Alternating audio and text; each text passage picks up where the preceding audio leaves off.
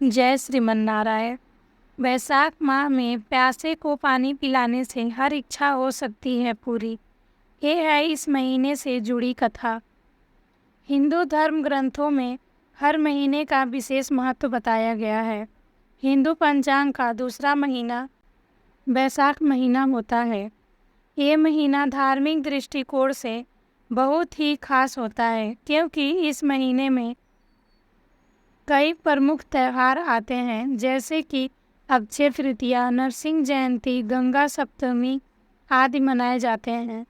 इस महीने में भगवान विष्णु की पूजा विशेष रूप से की जाती है। उज्जैन भगवान विष्णु को प्रिय होने के कारण वैशाख माह को माधव मास भी कहते हैं। विष्णु धर्मोत्तर पुराण के अनुसार वैशाख महीने में की गई भगवान विष्णु की पूजा से कई गुना पुण्य फल की प्राप्ति होती है। वैशाख माह में सूर्योदय से पहले स्नान और जलदान करने का भी विशेष महत्व है।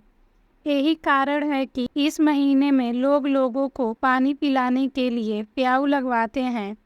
मान्यता है कि इस महीने में प्यासे लोगों को पानी पिलाने से त्रिदेव यानी ब्रह्मा, विष्णु और महेश तीनों की कृपा प्राप्त होती है। इस माह से जुड़ी हुई कथा काफी प्रचलित है। आइए सुनते हैं वैशाख माह की कथा। किसी समय में वंग देश में हेमकांत नाम से एक राजा थे। एक दिन वे शिकार खेलने वन में गए। शिकार करते करते वे अपने सैनिकों से बिछड़ गए और थक गए। वन में उन्हें एक ऋषि दिखाई दिए। उनका नाम सतरची था।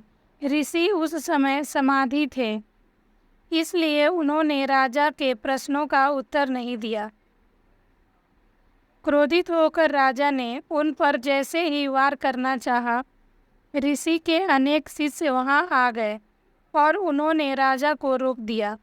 राजा ने उनकी बात मान ली और शिष्यों से कहा कि मैं बहुत थक गया हूँ, तुम मेरे लिए भोजन आदि की व्यवस्था करो।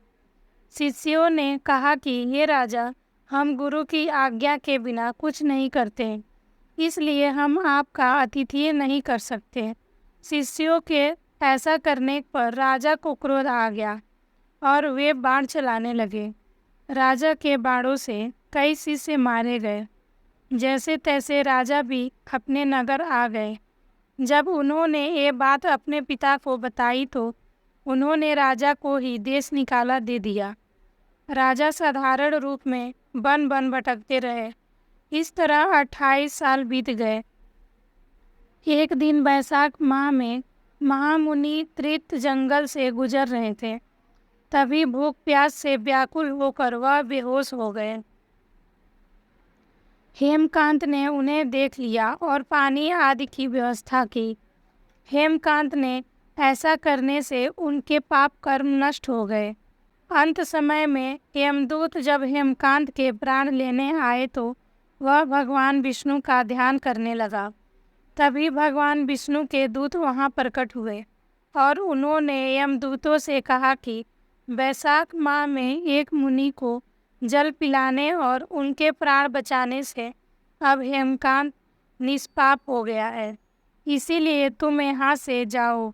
यही भगवान विष्णु के आदेश हैं। इसके बाद जैसे ही भगवान विष्णु के दूत ने हेमकांत को स्पर्श किया तो पहले की तरह स्वस्थ और युवा हो गया। भगवान विष्णु के दूत ही हेमकांत को उनके महल लेकर गए और उनके पिता को पूरी बात बताई। भगवान विष्णु का प्रिय होने के चलते हेमकांत फिर से राजा बन गए और न्यायपूर्वक शासन करने लगे।